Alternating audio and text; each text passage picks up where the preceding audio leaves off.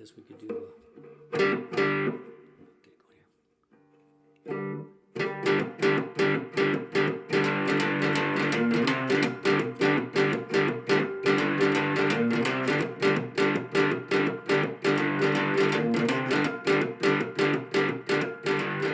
Welcome to Cross Ice Pass, episode 16, Sweet 16. This is your coach, Steve Mosier. I've been enjoying the holidays. So as I mentioned in the last episode, we've been a little flexible on days when we have an episode come out. But we've got a pretty great show planned for you today. I have a great interview with a really good friend and a great coach, and we'll get there in a second.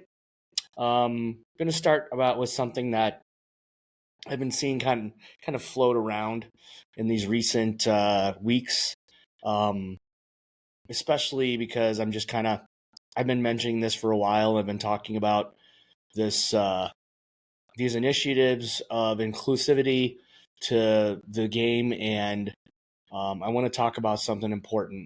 But is the NHL loosening its restrictions, or is it just a loose, tight grip? Or is it just because our best player, McDavid, used Pride tape for warm-ups for Pride Night at Prudential Center last week, as well as other Oilers players and Devils players? Of course, the Devils players still had to come into the arena wearing these really beautifully designed, kind of graffiti-looking designs around the logo. I really like them, and it's too bad that we can only see photos of them in a dark hallway from the players. So remember the hubbub the league had about Marc-Andre Fleury and his amazing Indigenous-inspired goalie helmet? Remember that? Does everyone remember that piece of news? Because that was a big piece of news.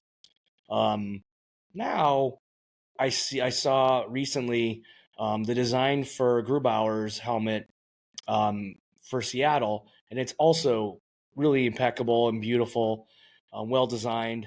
But I haven't heard much of a peep about it for the fact that it was for the Indigenous Peoples Night in Seattle. I don't know. There seems to be a little bit of a flux or a bit of a teeter-totter type technique of the way the NHL wants to deal with this stuff. But I did do a little research into that because that's how I do things. I don't like opening my mouth with no data behind it. I don't know. It's a quote unquote rule.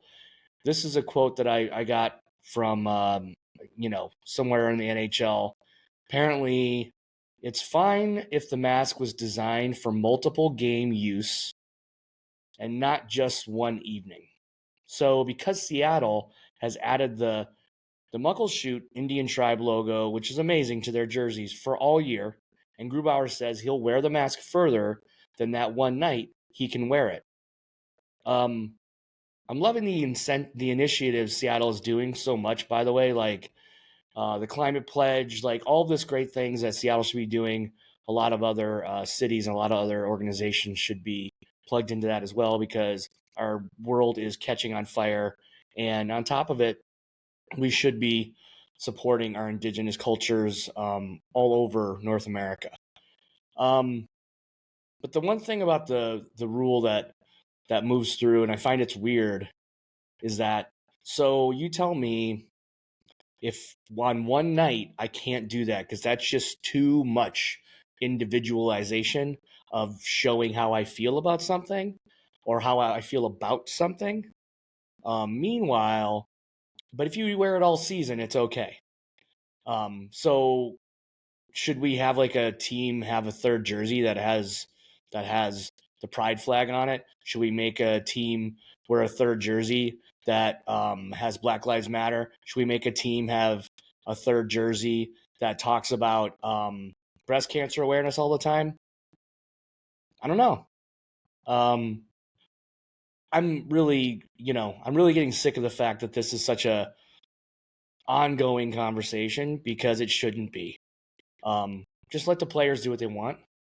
I said bravo. I say bravo to the players But the NHL is worried about showing individuality amongst their players, their cities, and their fans. And it's ridiculous that they kind of hide them behind a closet door and say it's okay there. But in front of us, because of, you know, cable TV and everything else and everyone's different beliefs now and things like that, um, we can't do that. But I just want to say that the players are showing it's their league and not the Board of Governors league. Even though the Board of Governors, do a Google search for the board, and you'll see a bunch of old guys who never want to move the ball forward and would rather keep their collars tight and their ties tighter. There's a few women in the Board of Governors. There's a few people of color in the Board of Governors, but it's mostly just a bunch of old white guys that still think that they can run the NHL and are not willing to just let the NHL changes happen. But they just kind of want to tighten that knot way too much. So, of course, more to come on this. But definitely check out Grubauer's helmet. It's really awesome. It's really great design. And the thing I love is that since he's from Denmark, he kind of just puts a middle finger in the air and just says, you know what, I'm going to do what I want and I'm going to wear what I want, as Fleury did. But for some reason, a French Canadian guy couldn't get away with it. Instead of college this week, I want to talk about World Juniors since we're in it. When this episode airs, we will be 3 days into the competition. And of course, Canada and Sweden lead Group A. Canada has 15 goals, 4 and 2 against. In Group B, the Americans have 15 goals, 4 and 4 against. While the Slovaks are surprising, they seem to play playing pretty hard-nosed hockey. Maybe they have a little more an older roster, which can happen sometimes at World Juniors. Friday has 2 games worth watching: USA versus the Czechs. The Czechs are also kind of playing hard. The Slovaks barely beat the Czechs. The Czechs are looking good. So, and Canada versus Sweden. Canada versus Sweden that's basically the championship of that group, and whoever wins that group is gonna whoever wins that game is gonna win that group for sure. The favorite to go number 1 in 2024's draft is Macklin Celebrini, and in 2 games he has 2 goals and 4 apples. He seems to be on stride to stay near the top of the scoring in the tournament.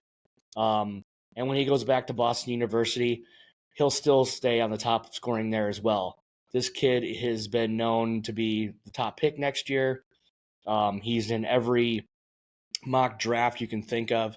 So unless he has a really bad downturn into his college season, I definitely feel like he'll go number 1 or at least in the top 3, especially because BU, BC are right now ranked top 2. So that's going to be cool. Florida-born Gavin Brindley is tied as the top American with Minnesota's Jimmy Snuggerud.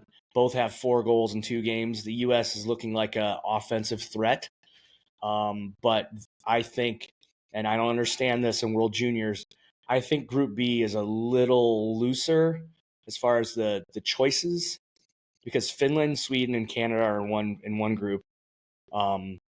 And I really think that maybe Finland should be in the group with, they're making it easy on U.S. because they want the U.S. to play Canada in the final. This week, happy, surprising, not surprising, and pretty unusual. Happy. Ilya Kovalchuk. Kovy made his debut with Moscow Spartak and already has 2 goals in 2 games. And I'm sure you guys heard Nikolai Habibulin is signing in the KHL at 50 with Torpedo, which is Torpedo is in Nizhny Novgorod. I think I said that right. I hope I did, or I was close. And he hasn't played a pro game in just over 10 years since he was with the Blackhawks. And he will be 51 in a month. Not sure why this happened. Of course, like I've said before, a lot of KHL news is not in English. So I'm probably they have two goaltenders already. So from what I can see in stats, I imagine there's maybe an injury or something. Um, but I can't imagine why they would bring back the oldest man possible. The one thing I thought that was funny when I looked into their roster, Igor Larionov was there, and I thought that was funny because I'm like, oh, are they just getting all the old guys around? I know they can't get Fedorov because Fedorov coaches, so but it's not Igor Larionov. It's Igor Larionov the second. It's his son, who's doing well actually for that team. And then a reminder that 51-year-old Jaromir Jagr is playing still, but he's only played a few games. I think that that's going to slowly dwindle. I think once he gets his number retired and maybe officially kind of walks away from playing, I think soon enough he'll be Hall of Fame bound, of course. Another happy moment, and I'm a Red Wings fan, so I have a hard time kind of giving because I had a text feed to my Penguins friends about Letang and and the big win against the Islanders 7-0. But hey, Chris Letang, after being half a point all year, has a remarkable game, scoring 5 points in the second period against the Islanders and finishing with 6. His 5 points in one period is an NHL record, and all I can say is bravo to that accomplishment. Now, don't do it again so the Wings can catch up to you, please. I'll leave it at that. Surprising. The hockey governing body of Newfoundland has banned post-game handshakes in the minor leagues because of the chair of hockey, Newfoundland's minor council, a guy named Gonzo, says there have been issues following games. This is the most stupid thing I've ever heard in my life. So the whole reason we have the shaking hands moment, at least in hockey, is that's when you like kind of shake it off. If a guy hit you hard or whatever, or kind of maybe gave you a cross check or something in front of the net, you shake off those moments. You say the game is over. You shake hands. You say good game, and then you walk away. But apparently, kids nowadays they don't like to be able to do that because they just can't let go of that moment that guy cross checked him in the back. So I think this is running the game. Someone, what did I write? I just the shaking after the shake hands thing, it happens. You had a moment, whatever, and then you go and you have a soda with the guy after, whatever. But apparently, there's been some more serious things that have happened in Newfoundland, and they're feeling that they have this one rule that says the home team stays on the bench and the away team can come and glove tap them. I don't really know what a glove tap with your stick in your hand versus taking your glove off and actually shaking a guy's hand or give him just a fist tap that way. I don't know what the difference is. And I also don't think that. So you're telling me that if they leave the bench, that'll be the thing. Well, that could just mean the away team just swims into the bench, and before you know it, you got a all out brawl. Anyway, this is just another thing to soften our sport. I put this on coaches. This whole they can't shake because they just can't handle it. This is this whole new generation that can't handle anything because they just get so upset about things. I've had that one moment like this. I've had a team where kids tried to get in a fight with my team, and I was really, really mad at my team, at my kids, and I told them, this can't happen ever again. And since then, I drive the fact home of respecting your opponent. Respecting your opponent is just as important as respecting your teammates. And everybody should know that. Everybody that's listening to this should know that. That's how it is. When you're done with the game, if a guy cross-checked you or if you got speared, if you got injured, whatever, as long as the guy is apologetic about it, even if he is apologetic about it, you got to get over it. Get over it. Because it's going to happen again. Someone's going to do this stuff to you again. So, respect your opponent. A little note from the coach.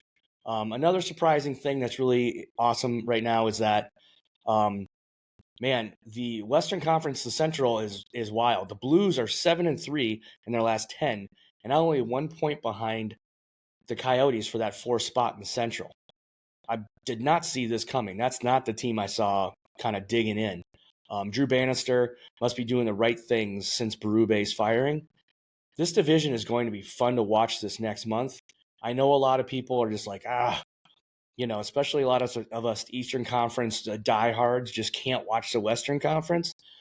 Put your eyes on some of these games because they're going to be good. The Wild are at 36 points right now, the Blues at 37, the Preds at 38, and the Yotes at 38. Some good hockey to watch for sure.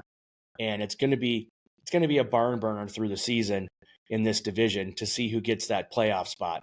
Because obviously the top three are pretty much set, unless they fall off the planet.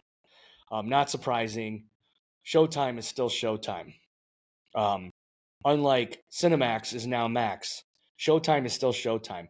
Patrick Kane has 11 points in 11 games, 6 goals, and was the NHL third start of the week. So anybody that wants to doubt me or say, "Oh, what are his hips going to fall apart or something?" He's being Patrick Kane. So if you don't like it, maybe you should watch it before you complain about it. Patrick Kane is being Patrick Kane, and I'm going to rant about the Red Wings. The reason I'm mentioning this is that I'm going to start to rant about the Red Wings on my Cross Ice Pass Instagram because I could do it for hours. So I'll just I'll put it into reels there so you guys can see how I feel after a game. Plus, I'll post pretty fresh moments right after the games and how I feel. I want to minimize talking about the Wings on this pod. Kaner is not the issue, and if you think he is, you are so wrong. Goaltending and line 3 and 4 are not doing it, and that's the problem. Off hockey topic, and it's not a Red Wing thing, but it sort of is. Off hockey topic for a second. The Detroit Pistons broke an NBA record for 27 losses. The Detroit Lions won their NFC North division for the first time in 30 years. But it makes me think about how proud I am to be from Detroit.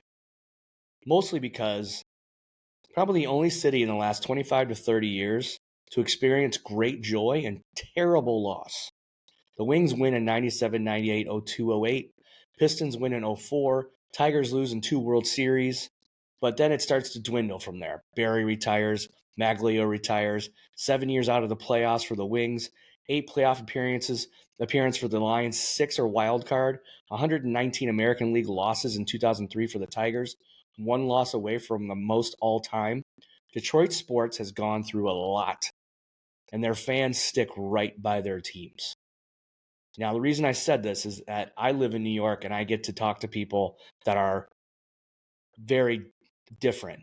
New York fans walk out the door after 1 loss.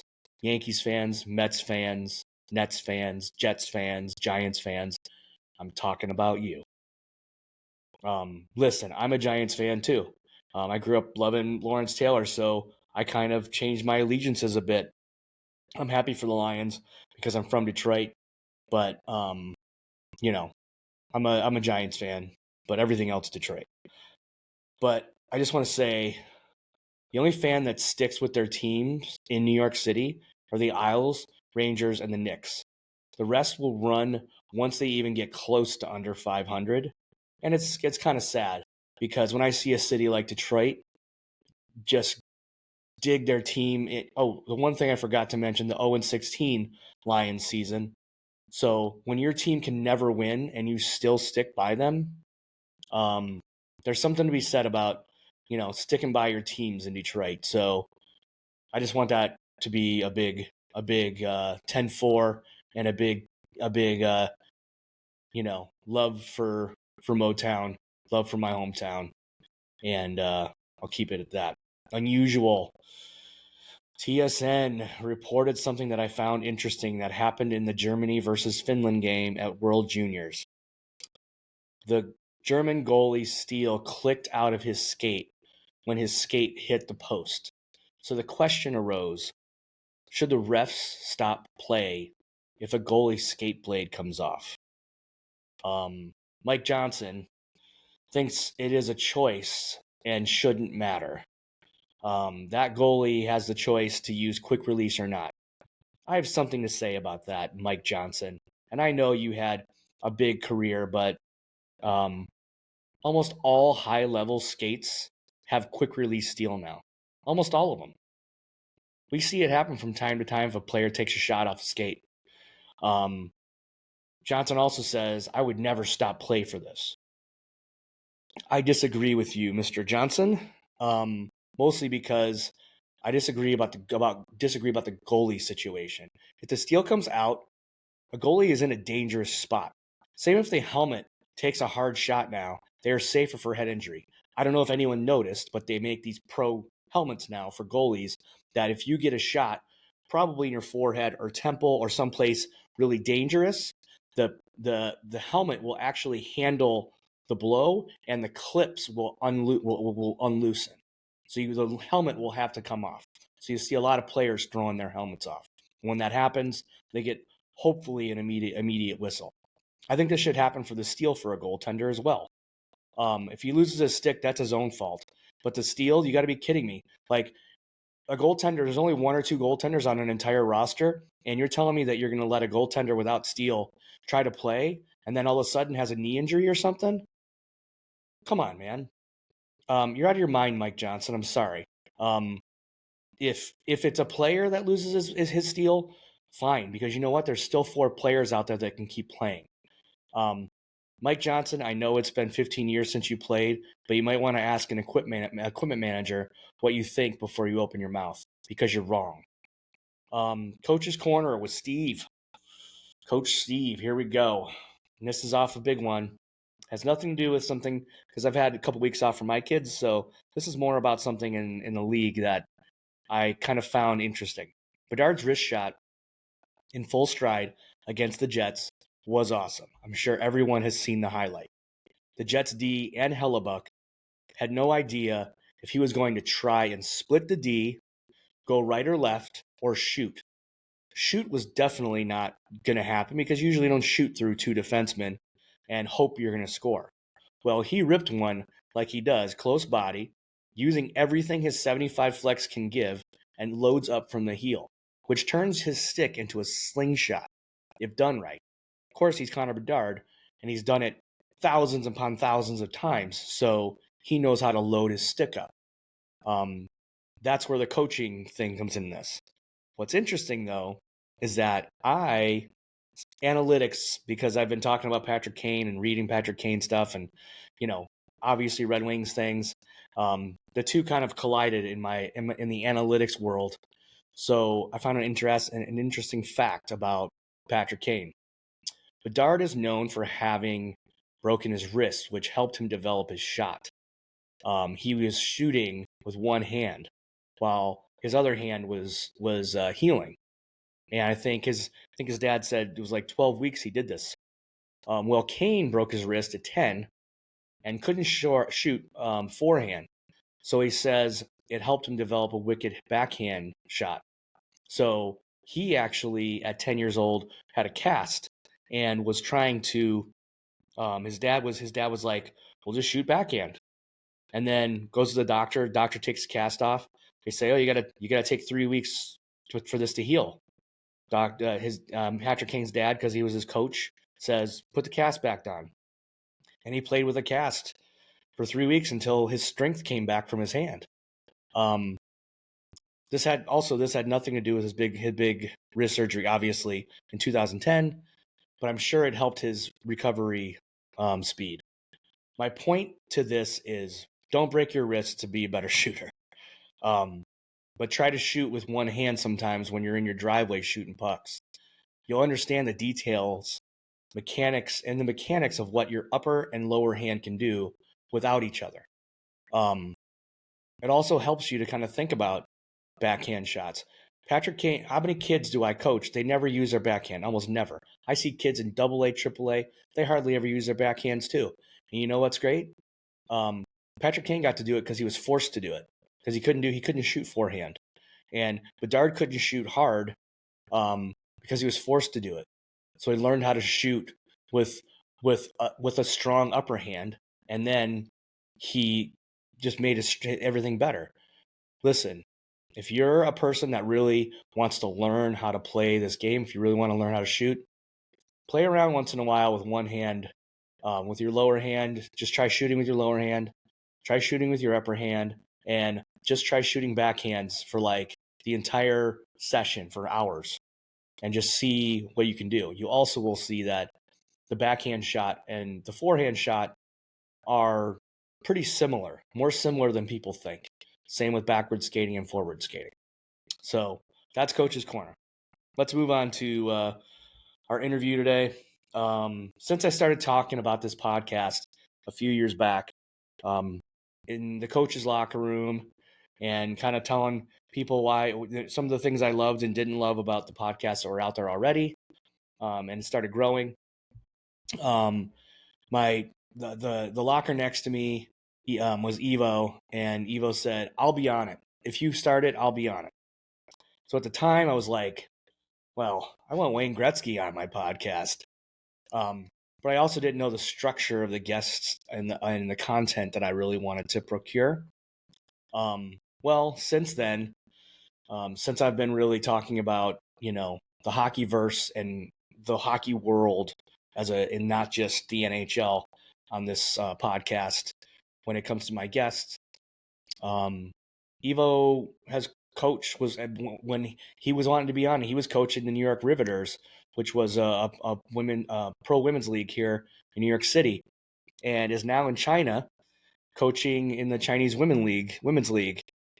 Given that, I was more than happy to have him on and hear about his hockey life as well as some insight to the women's game from his eyes.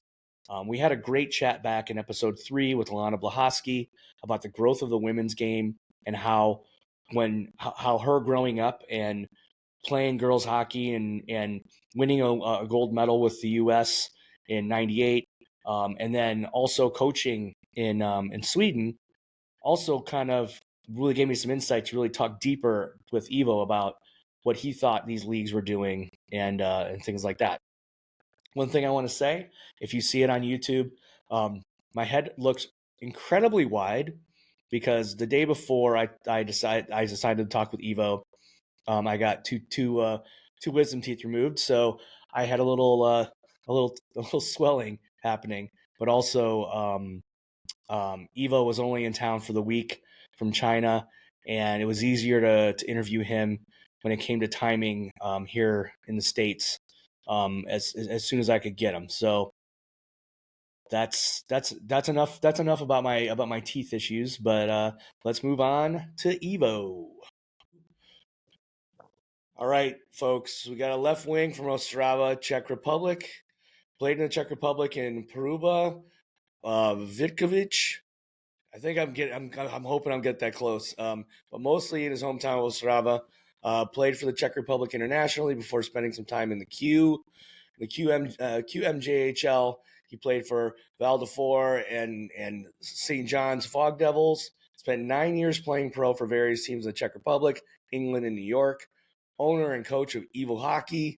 In 2019, he became the head coach of the Metropolitan Riveters in the National Women's Hockey League and the PHF. Is the current head coach of HC Shenzhen Kunlun Red Star in the Chinese Women's Ice Hockey League. Welcome, Coach Ivo Mocek. What an intro. Thank you, Steve. Thanks for having me. Yeah, man. I mean, I know that it's very funny. And I want the listeners to know that I've been wanting to get Ivo on here. He's been wanting to get on here. But obviously, when he's in China and I'm in New York City, timing is different. But thanks to the holidays, here we are. Ivo, I'm going to start with my major question I always ask, which is, what's your fondest hockey memory? It can be old, it can be new, Ooh. whichever you think. I kind of like to drive things right into your brain right away, just to kind of think it through. Yeah. No, I like that. Number one, and like the most, that will stay in my head, for the rest of my life is when I scored my first professional goal. Back in my hometown, you mentioned, Ostrava. and it was my first professional goal. And actually, my brother was on the same team, and he assisted me on that goal. And that was, I believe, the first game we played together actually on a team, and our entire family was there, like parents, grandparents. And this happened. We won the game. Like one of the best days in my life. That's pretty awesome. I mean, having a moment with you, having a moment with your family like that is, I'm sure, was a pretty memorable moment. The thing that's great about that is I kind of was wondering that that memory would show up because um, I kind of go chronological in your career, and the best thing I want to talk about is it looks like your household was a house of hockey. Not only was your older brother, who's only 5 years older than you, started playing pro. I noticed your dad played a little bit, and your dad coached a bit. Um, talk He to me. didn't. He didn't coach. He didn't coach. He was the president of the team. Yeah. Okay, so even more in the front office. Yeah. Um, Yeah. one question about that I'm curious about is how is growing up in a household like that um, differ from maybe it would be in Canada or USA? How's Czech Republic youth hockey households? Yeah, yeah. Well, to add to that, like it was also my younger cousin, my older cousin, and my uncle and my grandfather playing. So hockey was like the only thing, right, we would ever talk about. And luckily, me, my brother, my older cousin, we all played. We're close to the same age. So we were playing either like together or against each other. So and we all played pro at some point. So.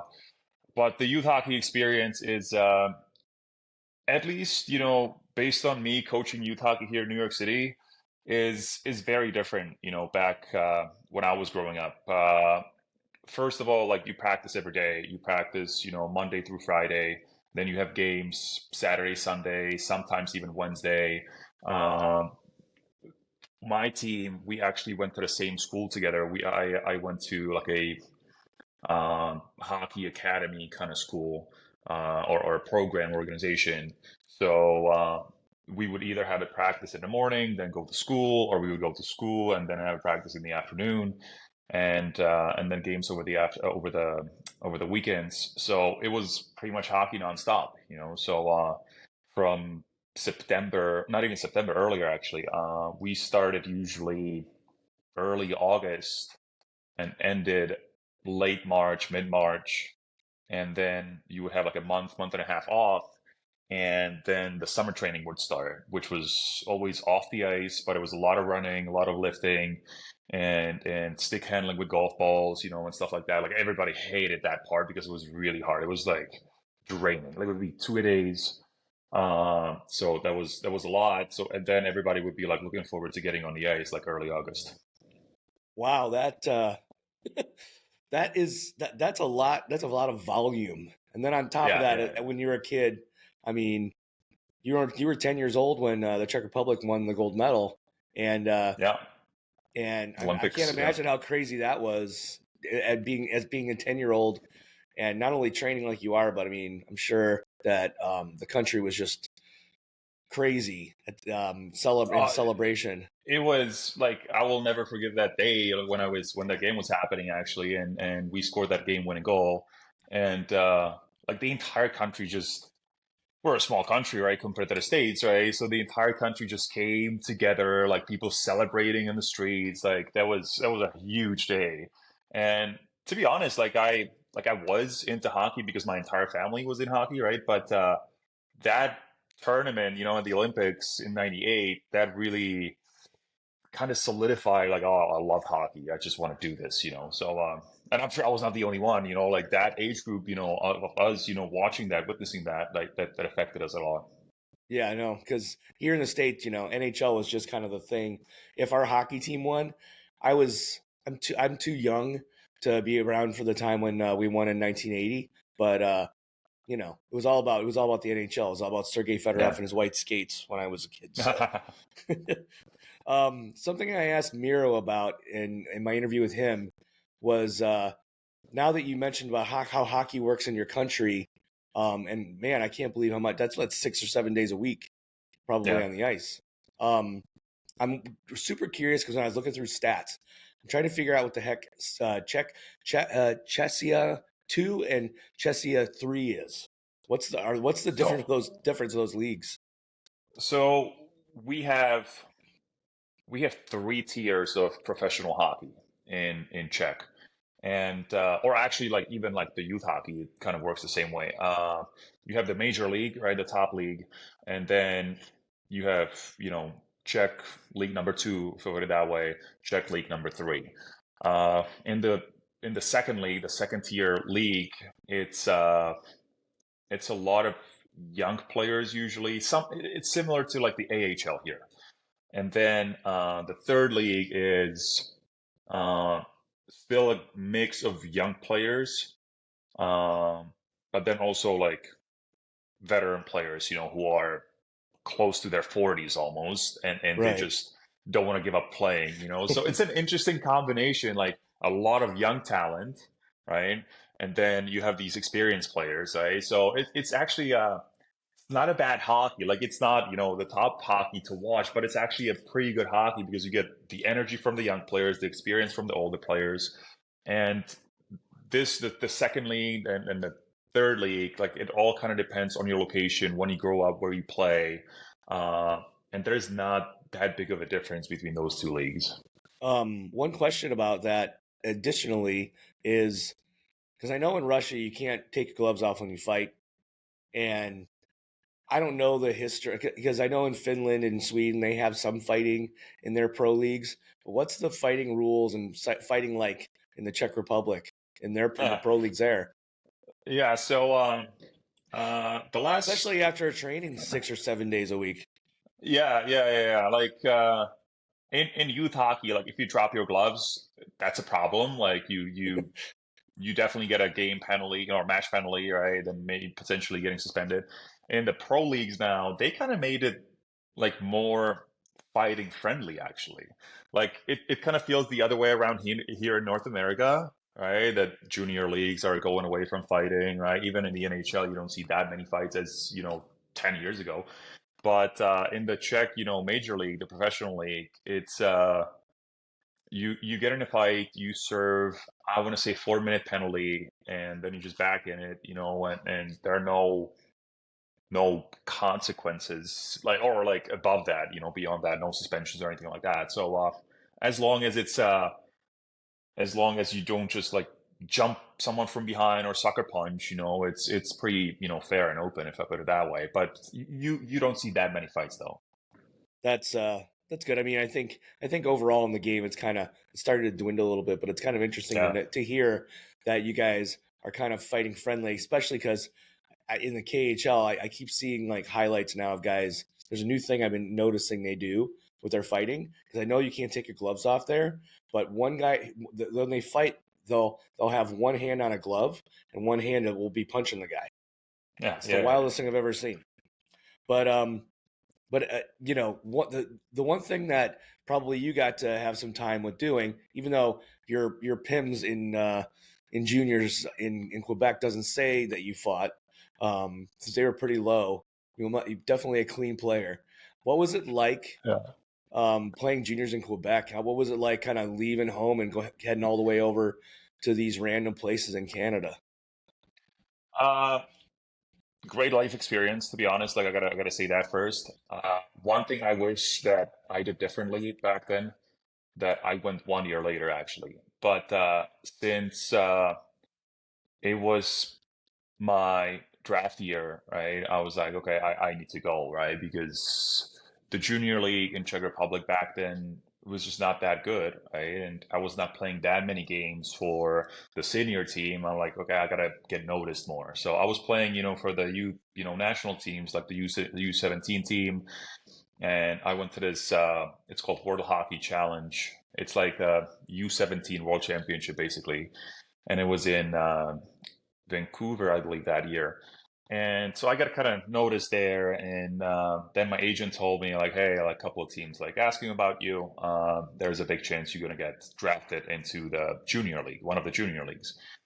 So then I got drafted to the queue. I was watching that draft online back then. I remember that, and I was kind of giving up on it because like first 10 players, 20 players, nothing.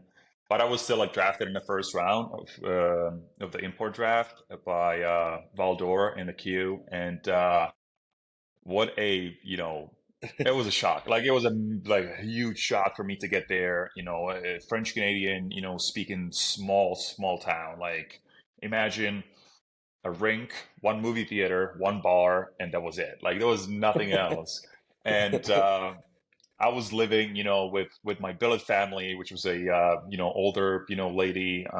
She was amazing. So a lot of new things, and I don't think I was necessarily ready for them, mentally. So the first couple of months were really tough, and I think that kind of showed because my coach, he was only speaking French, so I didn't speak French. I spoke like decent English, but no French, right? So it was really hard. Like I had a really good preseason actually. I had a really good camp. I was leading the team, in scoring. I was like, wow, okay, I'm doing well. But then like the camp and then the actual games, the regular season games are just so different, right? So once the regular season started, like my ice time was going low. The coach was not really talking to me that much. If yes, he was, yelling at me in French, and I didn't understand what he was saying. So then after Christmas, I got traded to St. John's, and in St. John's, it was good, English speaking town, big city, actually, nice city, very nice city in Newfoundland. Coach was great, players were great.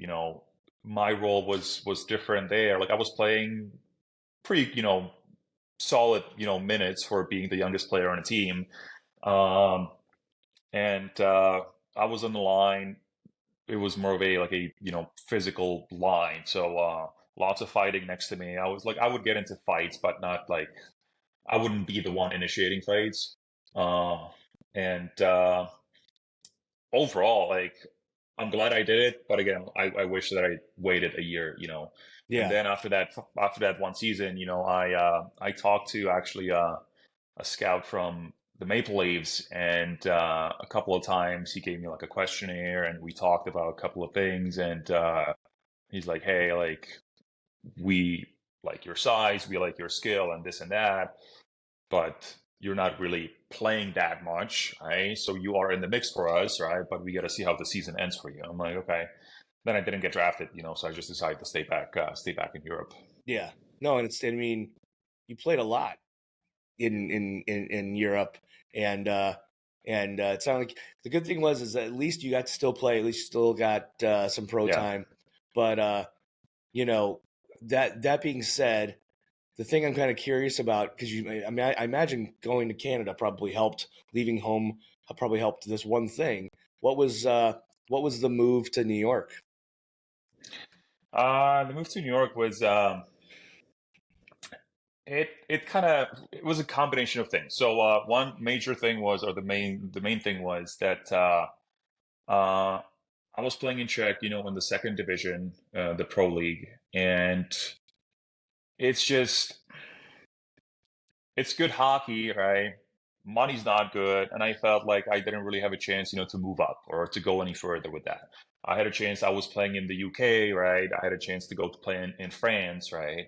But I was like, you know what? Like, I really like North American lifestyle when I was in, Canada and a couple of tournaments, here when I was younger. I was like, you know what? Why don't I just give it a shot and go play somewhere in the States? So my goal was to play on the East Coast. My agent tried, I tried reaching out to a couple of teams over the summer that year when I came over here. They were all full. They didn't really want to, take a chance on a, European kid who they didn't really know. Uh, so then I reached out to the team here in New York, the Brooklyn Aviators, or New York Aviators, they were called. They were playing in the Federal Hockey League. Um, so I reached out to the coach, Rob Miller. He invited me for a tryout. So I came here, played a game. Right after the game, he offered me a contract. Um, so I was like, "Oh, this is great, right?" So I signed, started playing there. But at the same time, I knew a friend of mine from back home who was already coaching youth hockey here in New York. He was coaching the North Park team. His name is Martin. Uh, so I knew him, and he told me like, hey, like since you're coming to play in New York, like let me know if you want to start coaching some youth hockey. So I was playing for the Aviator team in Brooklyn, which was a crazy experience too. Oh my God, like holy, like it's a professional schedule. You getting paid nothing, right? But you're on the road, half the week. You practice in the morning, like it's a grind, right? It's a grind, and there's so much fighting, right? I was happy that I was, again, experiencing it, but at the same time, I was like, this has nothing to do with hockey almost. So Yeah. that was interesting. So then I was getting more and more into coaching youth hockey, and after spending, that season or whatever it was with in the Federal Hockey League, I had two options, right? Go back to Europe again, play in one of the leagues in Europe, France, Poland, Britain, whatever it was, or stay here and dive more into coaching youth hockey. And since I just absolutely fell in love with New York, it was kind of a simple, easy choice. Yeah. No, that's good because it kind of moves me right into talking about your coaching career. And the thing that's funny about the Aviators too, you and I know so many guys that played on that team. I mean, you got to be closer to them when you were playing with them, but some of the wild stories are a little further out of maybe my podcast, but they're pretty good. So maybe we just have to maybe I'll just have one podcast of just that team and see what we can dig into. Oh yeah, Um, that was a lot for sure. so as owner and coach of Evil Hockey, here, I hear so many great things about you as a coach, not only from youth but also adult. There has been people on this podcast that have brought you up already. I had conversated with the NYCGHA, a couple members of their board, but I'm kind of curious in your coaching career, where the women's hockey part of it came in. Uh, that was also kind of, hockey is just it is a small world, right? Hockey is a small world, right? And you always meet people who, you have mutual friends or mutual, former teammates, whatever it was. So the way it came around, I was actually playing on a men's league team at Chelsea Piers. And one of my teammates, Tom Lamberton, his girlfriend back then was Danny Ryland, right? Who founded the National Women's Hockey League. And Danny would every now and then come out and play with us actually because she was playing at Northeastern, and she was a really good hockey player. So she would play with us every now and then. And so I knew her, and I was hanging out with Tom, right, and this and that. And then when Danny founded NWHL, I was talking to her, a bunch about it, and it was exciting project. I was like really impressed, that she just started a women's league from scratch, basically, right? Um, then 4 years, no more, 4 or 5 years, when after the league started, Danny called me one summer, like early in the summer, and she's like, "Hey, any chance you know of someone who would be interested in coaching the Riveters, one of the teams, in the NWHL?" And I asked her a couple of questions. I'm like, "Yeah, give me a couple of days, I'll think of something," right? And I was first, I was like, okay, who could I ask, right? But then I was like, what, like this could be a good experience also for me because I always want to grow and I always want to move up, like in coaching, and I always want to learn, right? I was a little nervous, like women's hockey. Yes, I have coached like youth, girls hockey players, right? But it's not the same thing, right? So I called her back, after a couple of days. I'm like, hey, I have someone for you. And she was like, oh, who is it? I'm like, it's me. And she's like, oh, great. I was hoping you would say that. So I talked to her, a couple more times about some details, what the league would look like, because that season was when the Canadian Women's Hockey League folded. So I was asking her, like, are the Canadian teams going to join? Like, what's the deal? She explained everything that it's in the plan, but not for that year. And then the general manager from the Riveters, reached out to me. I met her once or twice. And, then I signed my contract, it was, I started basically like around August 1st, that year. But it was the first year was a huge learning experience for me as a coach because women's hockey, like I never liked the question like, oh, what's the difference between men's hockey, women's hockey, right? It's to me, it's still hockey, right? It is hockey, right? The biggest difference there is the communication aspect of it when it comes, in general, and then on the ice, it's the physicality, obviously. Like women's hockey still is physical, a lot actually, but there are no open ice hits and stuff like that. And then you need to, like certain things, you need to change a bit about your strategy, your systems and stuff like that, right? For example, um, there are, you know, in that league, where I was coaching, with the Riveters, there were only few players, who would take a slap shot from the blue line and they would like rip it and score a goal, right? So you need to adjust for that a little bit, right? When no matter if it's offensively, defensively, right? So that first year, I really was learning about these things, like little things, and then it was getting better. There was unfortunately that COVID year when we had the bubble in like Placid, and that didn't really work out. But other than that, it was such a great experience, and I was grateful to be there for the 4 years. Yeah, and it kind of the thing is that I think the timing that you came in is because I had talked to Alana about pro hockey and college hockey, and they're just when I was a kid in the '90s, because I'm about 10 years older than you, but like when I was a kid, I never heard about girls hockey. I never heard about Hmm. it. Didn't hear about women's hockey. You didn't hear about college women's hockey. Maybe you heard it seemed like more of a maybe a few girls teams that didn't really go anywhere with it. And the thing that I love seeing about the women's game now is that especially at the college level, the women's hockey has, I think, kind of been a big part of the regrowth of hockey in general worldwide. And the fact that you're coaching in China, the fact that there's leagues all over the world, the fact that almost every college team that has men's hockey has women's hockey as well, and seeing a big growth to the sport through that is really great. Um, but I'm also curious about um, these these leagues that since you got into the Rivers and you were there long enough to kind of see how it was moving. Because the now we got the PWHL coming, literally in a week or two. Um, I'm curious how what you think those leagues that you were in before, what would have been better for them to actually not have to break apart from those leagues to start another league.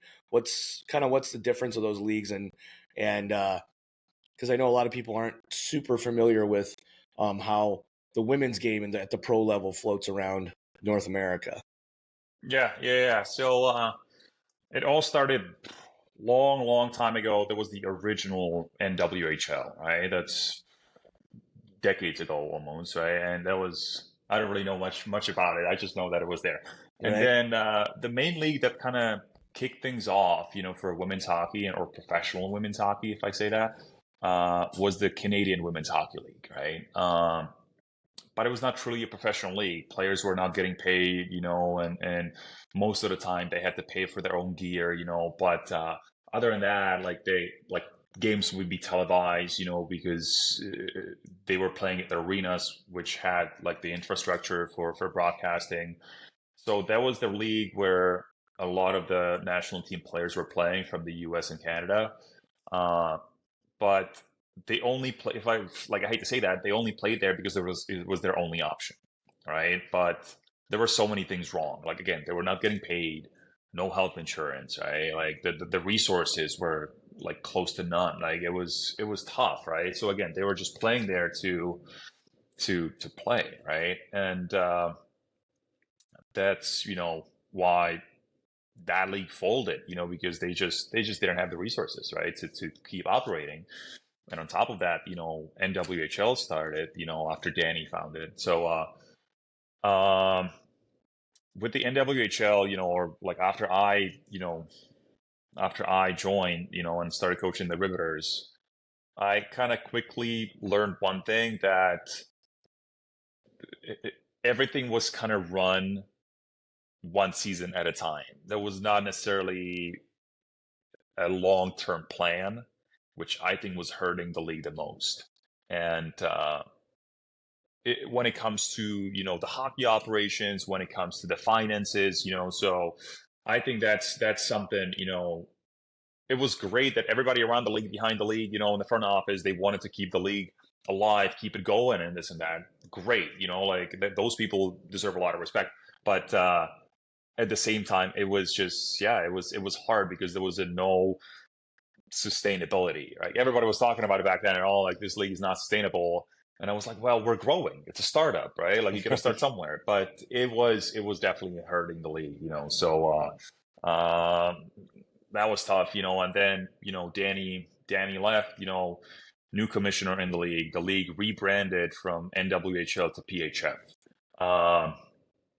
So everybody thought, oh, things will be great now, right? And at the same time, there was the PWHPA, which was the association of the national team players, basically, who were boycotting, our league. And it was just not a good,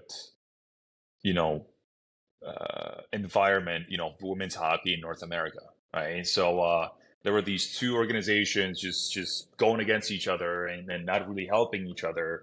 So that affected it a lot. Like I believe that if the PWHPA, right, if the national team players were playing in our league, in the NWHL or PHF, PHF would still be around. Wow. Okay. No, that's a I didn't know that point, and that makes a lot of sense because, for the women's game, it's totally around Team Canada and USA. Yeah. And I know that Sweden and Finland and a lot of the other countries are built on that as well. But considering it's always Canada, US in the gold medal game, it's kind of built around them. And yeah, that explains that one question I was going to have is like, why weren't those international players there? And now I know. It's interesting because hearing that those kind of like are year to year moments, and that the girls weren't getting medical and those kind of like protective coverages that they should be getting. This new league, my biggest thing with it, and I've talked about it a few times on the pod, is that they just don't have a name. They're just named after their cities. The jerseys just say New York or Boston on them, and I'm like, man, especially in the States, because I know in Canada, because Ottawa, Montreal, and Toronto has teams, they're selling out and things like that. I don't know how its tickets are doing in the States for the three teams that we have in the States, but I just can't imagine. I just don't see how they're marketing to young hockey players that are boys or girls, and how they can go up to Connecticut and watch a game. I know the New York team's has some games that are coming to UBS. So so kind of curious about now that you are kind of understanding of the international game, because now you're coaching in China, and even though it's only been a few months, what are you seeing as a difference in their game versus the North American game? Biggest difference is that Chinese players are actually very skilled, very talented. Like there are some players, I'm watching them at practice, I was like, wow, like you should be playing, in North America, like easily. The biggest difference is, and they're just not raised that way. They're not, taught that way, because they just don't have the coaching, at the young age. They're kind of missing the hockey thinking, the hockey IQ a little bit, right? They are extremely good at following instructions. Like I'm telling you, like I wish every player I ever coached before was this good. Like you will tell them, like, hey, I need you to go here, do this, do that at this time, whatever it is. They will do it perfectly. As soon as there's an obstacle in a way, that's when they kind of having problems, and maybe they got to stop, moving their feet. They got to slow down a little bit, right? And they start thinking, right? So it's not just automatic to deal with these, situations that, as are happening in hockey so quickly, right? So that's the biggest difference. Other than that, like so much talent, and so much skill. Very good skaters, like very good skaters. And like I said, we have on our team, we have the pretty much the top line from the Chinese national team, and those players are amazing. Like I actually had lunch with our president last week, and he asked me like, "Oh, like who do you think could be playing in the new league, in North America?" And I told him like, "Hey, like these three players can play there right now, skill wise. These three, we have like three young-ish players or like early 20s players. Um, these three players, once they get more experience, they can easily play there too. So they do have a lot of skill. The difference is, that they just don't have enough of the competition growing up, right? They're not playing against North American teams. They're not playing against the pool is just not that deep, right? So that's what they're kind of lacking. Right. No, it's interesting because if you think about it now, considering your career in coaching pro women's hockey, and the fact that now you see leagues all over the world, what's your biggest thought about how this can kind of keep growing? And even if we get, say the New York team, I don't know what it'll be called, but maybe they get a few of the girls from your team one of these days. But I'm just kind of curious what your hope is for the growth of women's hockey at the pro level. Well, I think it's extremely important that uh, there will be a league now that we can truly call the best league in the world, right? So the PWHL, like, and I, said it, like before I left to China, like, we should all be, we should all be supportive and enthusiastic about the PWHL because the women's hockey world needs a PWHL. Like, we need the best on best league, right? So, like, I know there are some growing pains, and there will be, and like since I know how it all went down, that it just they're doing things so they are like it's all rushed, right? Because it was like a kind of last minute decision that they're gonna start the league in January instead of waiting a year. So that's why I don't have logos. That's why I don't have names. But like hockey, like women's hockey world needs this league, and women's hockey world needs this league to succeed. So I believe that the financial backing is there, for the league to be growing, at least for the next 10 years. And like you said, this year, yes, the top national team players from Canada and the US are there. Most of the top European players, but still, there are a lot of European players who were either under contract in Europe or just didn't feel like it was the right time for them to move over here, right? So there are still a lot of players, who should be playing in this league and will be eventually playing in this league. Uh, so I think that's the most important thing, to have the PWHL, have the best league where players can go and where the women's hockey, talent, can develop and keep growing, right? And I know that the league will also, they will expand, they will go more than six teams, right? Which is also important, right? Because there are so Mm-hmm. many players who could be playing in this league, right? Which was the most, kind of upsetting thing to me when our league, was bought or acquired by PWHL. I knew a lot of players who were supposed to be on our team, and now they have nowhere to play, right? Because there's just not enough teams. There are only few spots, or teams, open. So they need to expand, and they need to keep growing. But again, it's just a good start that we have the best on best league now. Yeah, especially now that the best players are coming in. They weren't like your league when especially Team Canada and Team USA getting those really top notch players. I know Hillary Knight's playing for Boston. It's just kind of like seeing all these great players come in and play. And then on top of it, the thing I love about it is that instead of it being at first though, the draft was like four players. Each team had like Americans, and they're almost all from their same cities. And I'm like, come on, guys! I want to see Americans and Canadians and Finns and Swedes and Chinese, like all types playing together, so that we can have the top tier of the sport.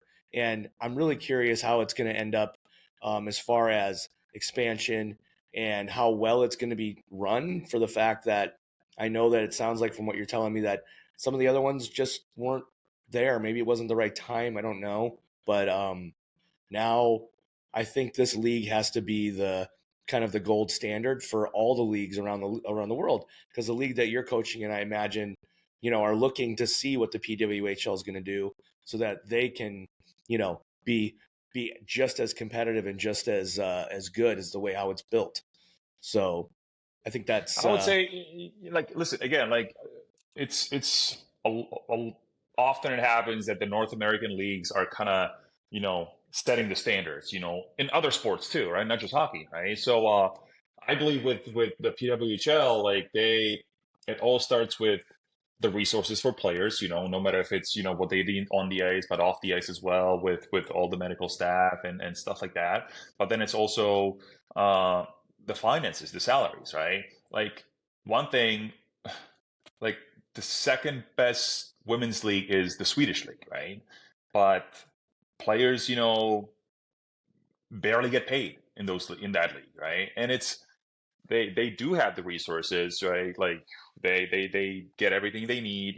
They play and practice, in the arenas where the men's teams, are playing and this and that, but they're not getting paid. Why not, right? I mean, it's the second best league in the world, right? They are on a full professional schedule. Like, why Yep. wouldn't they get paid, right? So it's this needs to change if we want more players to be on the top level. Like this needs to change too, right? So again, that's why the PHF was so important, because we were paying players, decent salaries. That's why the PWHL is important, because salaries, resources, and best on best. So other leagues, need to go the same way. Like our league, in China, uh, every player, is a professional player, right? So actually, I had no idea. Like we're the only team that we are kind of run differently because we're owned by, and we're privately owned. Most of the other teams are uh, government run, like organized, right? Like not Chinese government necessarily, but local governments, like in their provinces or cities. And those teams and those players, they practice year round, 12 months. So it's like their job basically. Right. They're on the ice or they're practicing for 6 hours a day. So it's a little different up there, but That's so that's still, so like that's so different from when you were playing in the Czech Republic, though. that is true. But yeah, sure. But this is intense. That's not like, sure, youth hockey different, but professional hockey, that's not the way you operate. But at least they have everything they need there too. So that's just the way to go. Yeah. 1 sec. I'm gonna do this. Yep. Sorry, listeners, but I think I got an Amazon order or something. It's New York City. Yeah. Ivo, that's the one thing that I want to kind of go backwards just to kind of finish off our conversation. Is the one thing that I was really looking at was that U17 tournament that you were talking about, that you got looked at for the Quebec League. There was some major names in that tournament, like major names. And Yeah. I mean, including one that is now a new Red Wing, is in Patrick Kane, but also Jonathan Taves, Ryan McDonough, Brad Marchand was in that. Yuri Tlusty, is that how you say his name? Because I think he was drafted in the NHL, right? Yeah, he played a bunch of seasons. Yeah. What was that? What was that little experience about? How was playing against those guys? To be honest, like it's that was the until that point, that was the best hockey I played, right? Against like the best players. And these guys you just named, besides, Tlusty, who was on my team, obviously, he's Czech, right? The other guys, like I didn't really know that much about them back then. I actually, after I got drafted into the queue, I looked up these guys. So I looked up the stats, from that tournament, and I saw all those names. I was like, holy, like those are like future, Stanley Cup winners and Hall of Famers that are playing there against, me. So uh, that was the best hockey, or best tournament I ever, been a part of. The hockey was incredible. It's very physical, because I believe there was was it the first time for me playing on like a NHL size ice sheet? It might have been actually. So it's just back in Europe back then we had these massive, Olympic size, ice sheets. So that was a big difference for me too. Like it's just so much quicker. And the North American mentality, was just like finishing every check, right? So like the fastest hockey, I seen, back then. Yeah, great tournament. Great tournament. Our team, we didn't do that well in that tournament, uh, and it was just a great experience, for all of us to really see what the next level of hockey looks like, right? And for me, like, yeah, I got spotted at that tournament, but I was like, holy, like if I want to go play in this league in one of the junior leagues, like I gotta freaking step it Right. up, right? Like I gotta work. So my agent, after I got drafted into the queue, my agent was like, hey, like you gotta work. Like if you wanna, like survive there, like you gotta work, right? So I was working out like crazy that summer before I left, and I was on the ice a lot, and still when I got to Q. I was like, oh my God, this is just like, it's so much faster, right? So it took me a while to get used to it, but that tournament kind of opened, my eyes, what it's going to be like. I can only imagine. I mean, that just must have Yeah, been yeah. wild. I mean, one thing to close our conversation out that I'm kind of curious about, Evo, is now that you're playing and you're an international coach, you've coached two pro teams. I could easily say what your future's looking like, but I know the immediate future is probably a championship in this league. But curious kind of what you see in the future of your career as a coach. Uh, that's a good question, So after it all went down with the PHF, and the acquisition and this and that, I really didn't know what was going to happen. Like I applied to some, college coaching jobs, was close to a couple of them, but it was just so late in the game, that they had their coaching staff, full, so that was really late. So I was ready to just to take a year off, do coach youth hockey in here in the city, do lessons, clinics, whatever. And then this Chinese, league opportunity, came up. So I I would love to stay. Like my contract, is technically for 2 years. So it's likely, if things go well, that I would go back there. Um, if after the season, we agree on everything. Uh, that would be the following year. But other than that, it's just coaching. Hopefully the top level. No matter if it's women's hockey or men's hockey. It's like I said, I want to continue, growing, as a coach. So no matter what the opportunity would be, if it was, college hockey, coaching men's, women, whatever it is, or some of the, North American, minor leagues maybe, but I definitely want to keep, growing as a coach, and looking for the next, best opportunity. Yeah, no, that's about as good of an answer as you could have about it, because I Mm. think the way your career is going, I think you're on the right trajectory for that for sure. And I think I hope so. Yeah. now we just have to get some of these Kunlun. I love their jerseys, by the way. They're so cool. Oh, they're awesome. I love the logo, like it's really nice. Yeah, Yeah. we'll have to get you to ship over some hats so we can rep the team at Chelsea Piers, because Oh, there's absolutely. enough of us, so I'm sure we'd love it.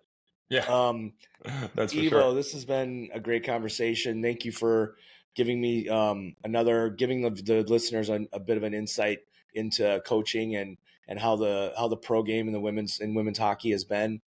I can't wait to see the growth continue. Um, and it's really going to be amazing. And hey, definitely rooting for the Red Stars and a championship in China. Hey, thank you so much, Steve. Thanks for having me, and keep this up. I love the guests you have here, and love the conversations you're having. So it's amazing to see what you're doing with this. Awesome. Thanks so much. We'll talk soon. Take care. Yeah, sounds good. Thank you, Steve. Evo is a truly insightful person and is very plugged into what has happened in the women's pro leagues. and is really seeing where women's hockey can help our sport grow for everyone. I think that we're going to hear more about him as a coach. I think the growth of the women's hockey is going to go off the rails because, by the way, folks, in a few days, the PWHL is coming, and I don't know where we get to watch it, but I know that it's going to happen. I know next week there's going to be a game. The New York team is going to be playing next week. So I know January 1st is always that big thing. The Winter Classic is at 3 o'clock Eastern Standard Time on Monday. But the women's game is going to be, I believe, at 1 or 1:30. So hopefully you can plug in, get online. Let's find out where we can watch this, and let's support this big part of how we can grow our sport by watching the women's game and supporting the PWHL. Ivo's team, as we know from our conversation, also is just they're lights out. So we'll keep an eye on that. Definitely do some research on the Chinese Women's League. I'll put some links down below to check out the Red Stars, and you can see where they're at. So that kind of finishes up this episode. I was pretty pumped about it. Ivo's a great guy, and I'm glad I had him on. Today's song, it's the holidays, and last episode was a band called Hockey Dad, which I hope everyone kind of plugged into. They're kind of getting bigger, but they were cool. But I thought it'd be kind of comical this week to have the music be my Hockey Dad. So I got another track by my dad. So hope you enjoy his strumming. Don't forget to subscribe. Don't forget to comment. Don't forget to go to my website and listen to this in every platform you can. Also, don't feel afraid to reach out to me, DM me, comment, get on my Instagram. Let me know what you think. Send me a link, send me an interesting post or something that I would put on here, because we are a hockeyverse and we are all one. And this is for the people, by the people type stuff here on Cross Ice Pass. So the more I have insight and the more I get input from you guys, the better it will be. So on that note, I'm gonna slide up ice, throw that puck cross ice, and have you put a top cheddar. So we'll see you at episode 17.